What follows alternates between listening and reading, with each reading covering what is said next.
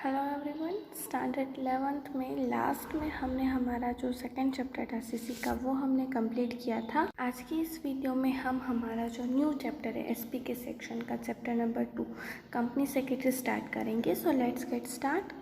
Commerce has been changed along with the change of social pattern. In the present time appears in the form of general company, a big company and multinational companies. Nowadays company secretary is essential as per the new company act. कि जैसा कि आपको पता है कि हमारे यहाँ पे कॉमर्स का जो भी फील्ड है वो चेंज होता जा रहा है। सोशली पैटर्न जैसे जैसे टाइम स्पेंड होता जा रहा है वैसे वैसे इंडस्ट्रीज़ में चेंजेस आते जा रहे हैं, काम में चेंजेस आते जा रहे हैं, ये सारी चीज़ें। और इसी के कारण जो स्मॉल कंपनीज थी वो जो है अब बिग और मल्टीनेशनल कंपनीज में इस्टेब्लिश होती गई और वो उसमें चेंजेस होती गई है मल्टीनेशनल कंपनीज में। इसी मल्टीनेशनल कंपनी के साथ साथ जो सेक्रेटरी की पोजीशन है हमारे बिजनेस में वो भी एक बोलते हैं ना कि इम्पोर्टेंट होती गई है। The companies nowadays company secretary is essential as per the new companies act. The company secretary is a special managerial personnel in the company structure.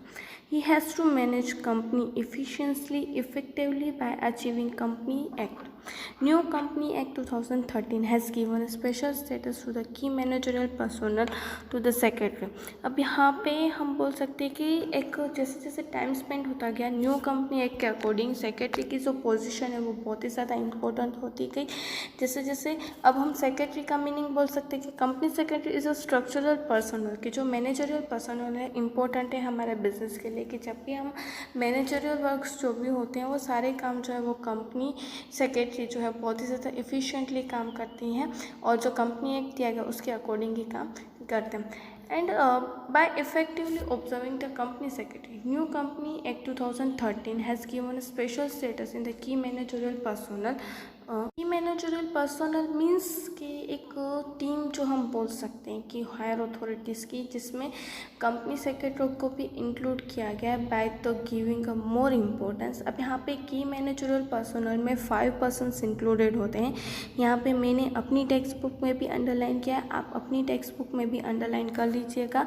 5 members are included in key managerial personnel. First is the managing director और chief executive officers, the company secretary, the chief financial officer or such other officers may be prescribed, the whole time director and such a officer may be prescribed. That means कि यहाँ पे हमें 5 persons जो है वो की managerial personal में included है, मतलब कि एक हायर अथॉरिटी वाले पर्सनल्स में इंक्लूडेड है।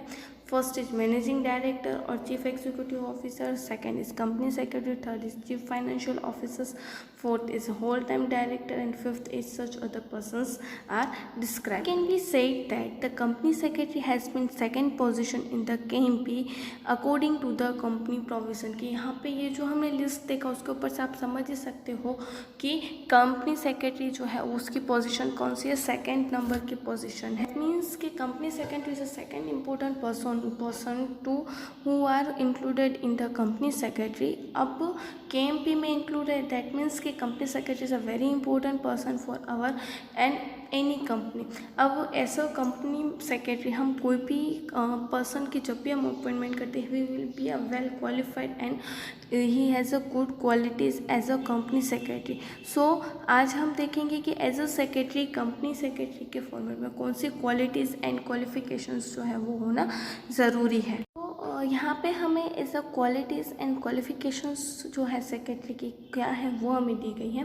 As a company secretary has been put as KMP, naturally his responsibility in field of actions are exhaustive.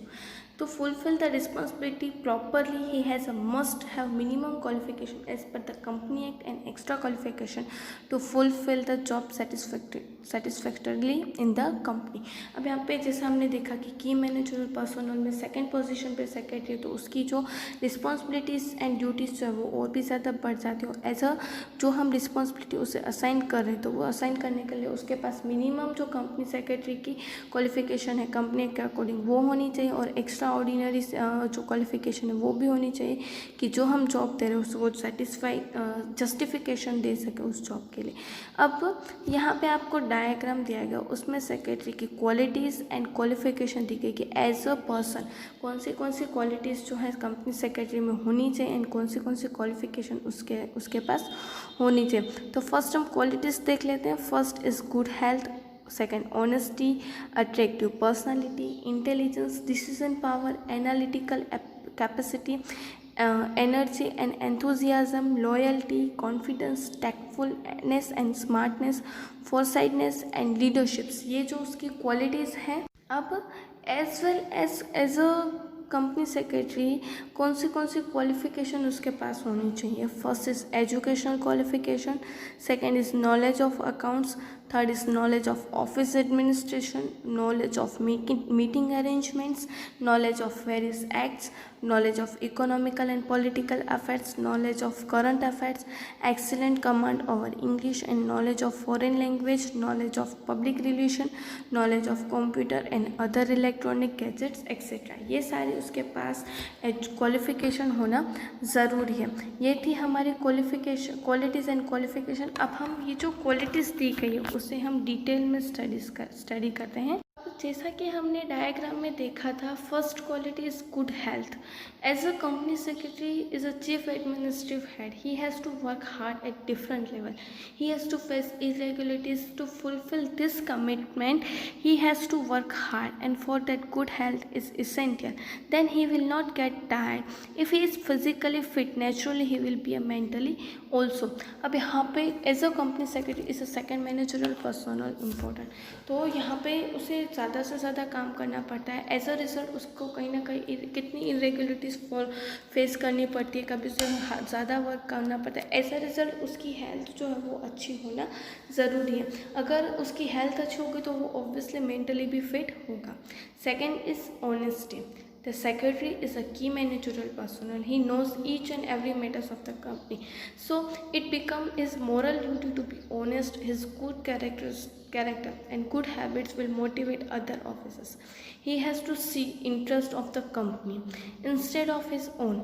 For that honesty is essential. Key as a key managerial personnel, secretary is known each and every matters of the company, each secrets and information। So as a person उसकी moral duty बनती है, responsibility बनती है कि जो भी information उसके पास है उसे वो कहीं पे भी लीक आउट न करे, और उसमें ऑनेस्टी होनी चाहिए, अच्छा कैरेक्टर उसका होना चाहिए और अच्छी हैबिट्स होनी चाहिए कि जिसके कारण अदर पर्सन्स जो है वो मोटिवेट हो सकें।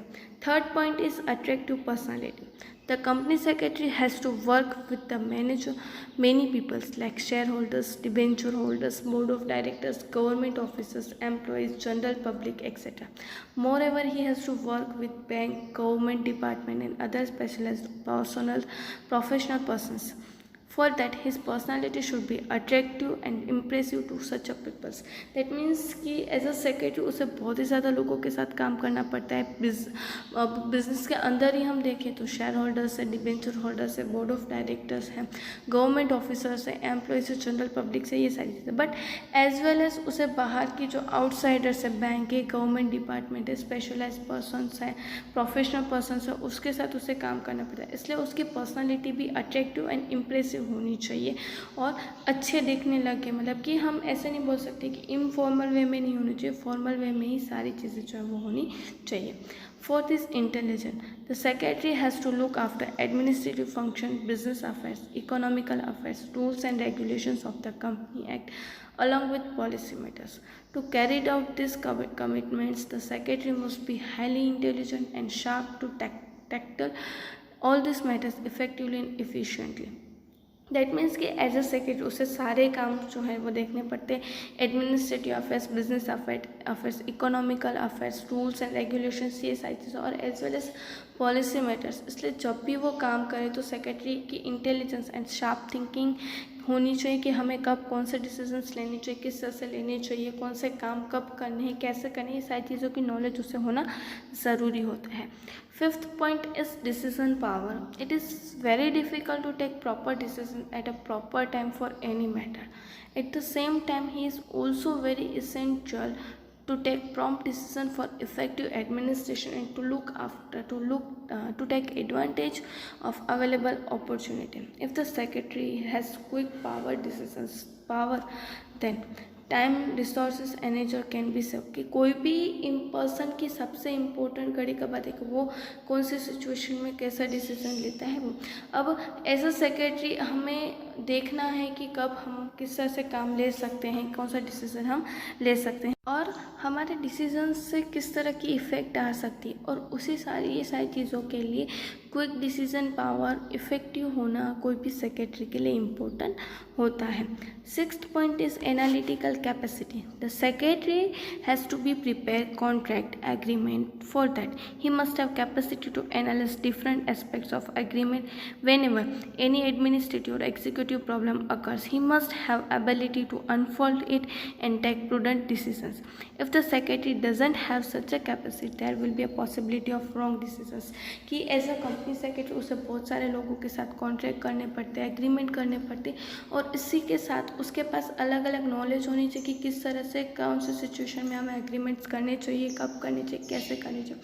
अगर हमारे बिजनेस में एडमिनिस्ट्रेटिव प्रॉब्लम्स आ जाते हैं तो उसके पास इतनी एक कैपेसिटी होनी चाहिए कि उस प्रॉब्लम का वो इजीली सॉल्यूशन और प्रूडेंशियल डिसीजन जो है, सही डिसीजन वो लेके आ सके हमारे बिजनेस में। अगर सेक्रेटरी में वैसे इस तरह की क्विक डिसीजन की कैपेसिटी नहीं है तो वो कभी कभी उसके डिसीजंस रॉन्ग भी हो सकते हैं। उसके बाद की 7th क्वालिटी हमें दी गई है सेक्रेटरी की एंथुजियाज्म। ऑब्वियसली हम अगर एंथुजियास्टिक पर्सन, अगर हम काम करने के लिए उत्साह होगा तो सामने वाले पर्सन को भी होगा कि नहीं हम इस पर्सन के साथ काम करें। अगर हम ही आलस करेंगे तो क्या होगा। ऐसा रिजल्ट जो हम कह सकते हैं कि सेक्रेटरी के फॉर्मेट में जो भी काम करते हैं पर्सन वो एंथुजियास्टिक होना चाहिए, वो वर्कर्स को ज़्यादा से ज़्यादा मोटिवेट कर रहे काम के लिए, इस तरह का पर्सन जो होना ज़रूरी है। If the company secretary is energetic, he will motivate other employees because persons with lack enthusiasm make more burdensome, while enthusiasm person make it easy। कि अगर कोई भी सेक्रेटरी जो है वो एंथुजियास्टिक है तो वो अदर पीपल्स, दैट मीन्स कि वर्कर्स को, सुपरवाइजर्स को एक बोलते हैं ना इंस्पायर करता है। बट अगर पर्सन ही लेस एंथुजियास्टिक होगा तो उसके कारण जो अदर पीपल्स है वो भी बोर हो जाएंगे और उन्हें काम बोझ की तरह लगेगा। 8th point is loyalty. As a company secretary is a key managerial personnel. He is a sensible and confidential information with him. So loyalty is essential. He should not provide any information to other competitive company for his own interest. As a secretary उसके पास सारी details होती हैं company की, छोटी से छोटी information लेके बड़ी से बड़ी इन्फॉर्मेशन सेक्रेटरी के पास होती है, इसलिए उसके लॉयल्टी होना ज़रूरी है कि he is not suppose to leak out any competitive companies, मतलब कि वो अपनी इन्फॉर्मेशन कोई भी कॉम्पिटिटिव कंपनी को प्रोवाइड नहीं कर सकता, इतनी उसमें लॉयल्टी होना ज़रूरी है। 9th is confidence. Whatever the decisions is taken by secretary, he must be a confidence. His confidence must be reflected in his work. He must have such a confidence that whatever work is done by him, he will be a success. The confident secretary is easily able to manage complicated situations. He should always be optimistic towards the work. That means कि हम कितने भी अच्छे person हो but हमारे में confidence level ही ना हो, कि हम श्योर ही ना हो काम के लिए, तो वो सारे काम हमारा बेकार जाता है। इसी तरह से हम कह सकते हैं कि as a person he is a key managerial person, so he have to be a more confident regarding the work. उसे कब काम करना है, किस तरह से काम करना है, कैसे करना है, उसके डिसीजंस के लिए वो कम्प्लीटली कॉन्फिडेंट होना चाहिए और उसे पता होना चाहिए कि हम जो भी डिसीजंस ले रहे हैं वो सामने वाले को भी उसकी पर्सनालिटी को रिफ्लेक्ट करता है। इसलिए as a confident secretary can be easily handle the difficult situation, so he also be optimistic towards the work. That means कि पॉजिटिव वे उसका होना ज़रूरी है। 10th point is tactfulness and smartness.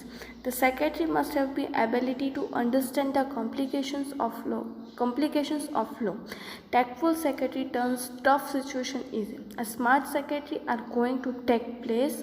A smart secretary has ability to understand what's happening around him and what types of changes are going to take place. The tactful and smart secretary is able to manage situations according to the requirement. That means कि as a secretary उसे पता होना चाहिए कि वो कब काम कर रहा है, किस तरह से कर रहा है, कौन सी सिचुएशन में काम कर रहा है, कंपनीज की कौन से लॉज हैं, ये सारी चीज़ें. दैट मीन्स कि एज अ सेक्रेटरी उसे पता होना चाहिए कि कब कौन सा चेंजेस आ रहा है, क्या हो रहा है हमारे आसपास, हमारे कंपटीशन में क्या हो रहा है, कब कौन सा गुड्स की कंपटीशन बढ़ रही है, और एज वेल एज उसके सराउंडिंग कौन से चेंजेस प्लेस हो रही है. सारी चीज़ें एज अ सेक्रेटरी उसको नॉलेज होना, उसकी क्वालिटी है कि उसे ये सारी चीज़ों के बारे में नॉलेज होना ज़रूरी है. And as a last quality यहाँ पे हमें दी गई है foresight. The company secretary is closely associate with the day to day functions. He must be know that the decisions taken by him in the present and is consequent on future. That means कि as a secretary वो company के daily work कर रहा है, तो उसे knowledge होना चाहिए कि उसके जो डिसीजंस हैं वो उसकी सिचुएशन अभी प्रेजेंट में क्या है, फ्यूचर में क्या हो सकती है, ऐसे उसकी दूरदृष्टि हम बोल सकते हैं. फोरसाइट दैट मीन्स कि डिसीजंस पावर, दूरदृष्टि उसकी होना ज़रूरी है. और एज अ वो secretary is a important person, so उसे पता होना चाहिए कि उसे कब कौन सा डिसीजन लेना है, कैसे लेना है, ये सारी चीज़ें. तो यहाँ पे तो ये तो आपको खाली लिस्ट दी गई है as a secretaries, but as a persons भी हमारे पास हमें ये सारी क्वालिटीज़ होना ज़रूरी है. As a secretary he must be a honest, good health, attractive personality, enthusiast, loyalty and confidence level as a secretary का होना ज़रूरी है. सो इसी तरह से यहाँ पे ये सारी सेक्रेटरीज की जो क्वालिटीज़ जो है सेक्रेटरी की, वो हमने यहाँ पे कंप्लीट की हमारी.